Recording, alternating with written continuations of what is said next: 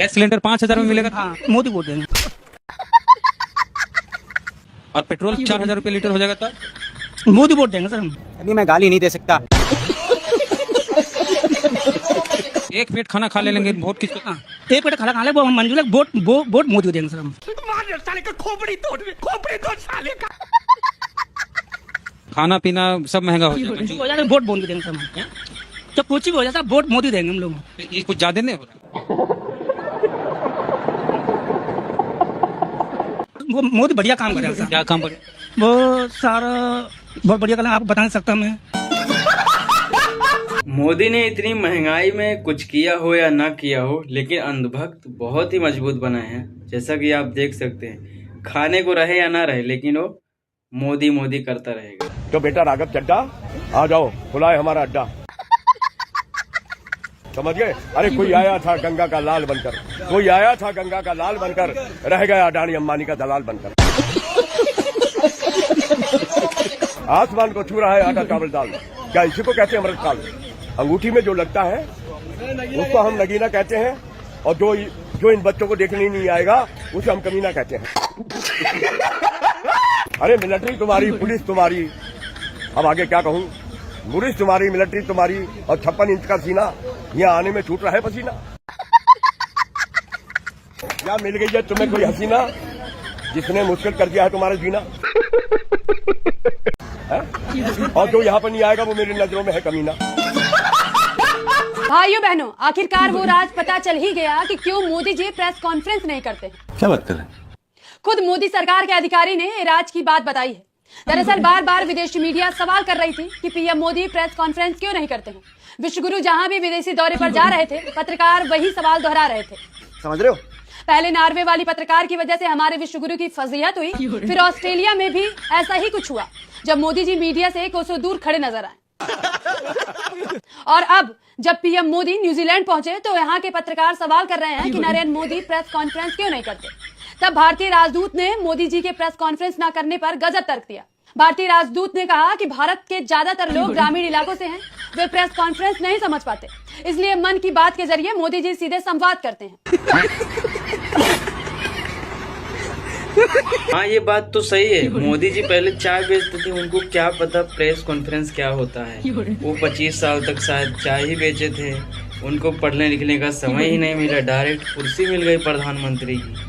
भाई ऐसा कभी जिंदगी में, मैंने इतने साल पढ़ा भी है किताब में, कभी ऐसा नहीं हुआ चाय बेच के डायरेक्ट प्रधानमंत्री बन गया। बात तो सही है। वो हमारी माता है, अब मोदी जी उसको खाता है। क्या बात कर रहे हैं? हाँ यार, पैसा चंदा का पैसा खाया तो उसका मतलब क्या है? चंदा का पैसा जो है 250 करोड़ 300 करोड़ तो मिथुन का एक्सपोर्ट। अरे भैया, कोई मिथुन नहीं, कोई गोविंदा नहीं, समझे? सब मिथुन गोविंदा देख के गोल गोल है, उसी को बोला काट दो। अरे भैया, मिथुन उसका पार्टी का लीडर है। भारत यहाँ बंगाल में अभी आया है, बीजेपी का कैंपेनिंग कर रहा, उस मिथुन का बात बोल रहा, वो उसको बलि चढ़ाएगा। ये कैसी सरकार है? आदमी बेरोजगार लड़का लड़की बिना पढ़ाई बिना रोड पे आ गए, ये सरकार है? ये गुंडा बवालियों की सरकार आ गई है। जिसकी सपोर्टर है उसका अच्छा है बीजेपी के लिए, और जिसका नहीं है वो उनकी माँ की आँख हमारे घर में। अरे अब सब थोड़ी वो प्रधानमंत्री हैं। नहीं, प्रधानमंत्री है तो क्या करिए? क्यों रोजी रोटी ले लियो का? प्रधानमंत्री हो तो किसी को लपेट दियो का? इन्होंने सही बात बोला कि ये पार्टी गुंडों की है, और क्या वो किसी को खाने को रोक देगा, किसी को बोलने से रोक देगा?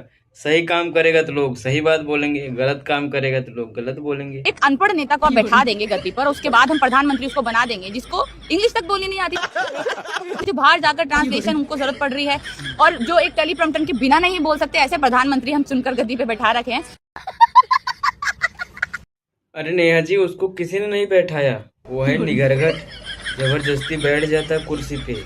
कुर्सी उसको बहुत ही पसंद है, पढ़ा लिखा नहीं है तो क्या हुआ, उसको कुर्सी बैठना मजा आता है।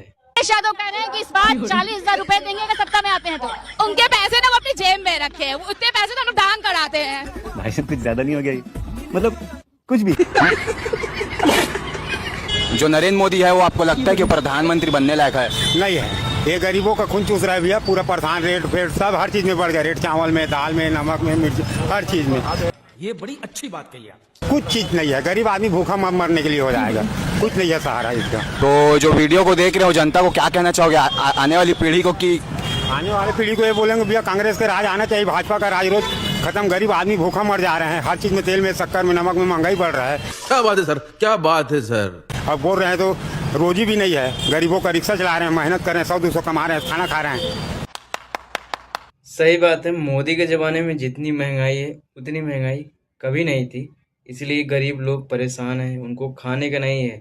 लेकिन मोदी के सुनने के राजी ही नहीं है मोदी जी की जो आप कहानी सुनने जा रहे हैं वो बड़ी मजेदार और दिलचस्प है। आइए देखते हैं, मजा आएगा। कल मोदी जी ने न्यूजीलैंड में कहा कि वो 30 साल पहले भी जब न्यूजीलैंड गए तो किसी ने उनको मफलर, टोपी और ग्लव्स दिया था। वीडियो पूरा देखिए क्योंकि इसके बाद कुछ मजेदार कहानियां हैं। लेकिन 25-30 साल पहले न्यूजीलैंड आने का अवसर मिला था। एक ये मफलर, एक कैप और एक दस्तान मैं अभी यहाँ इस कार्यक्रम में भी लेकर आया। अब आइए थोड़ी मैथमेटिक्स पे बात की जाए। आज मोदी जी की एज है 75 ईयर्स। ठीक है, समझिए आप।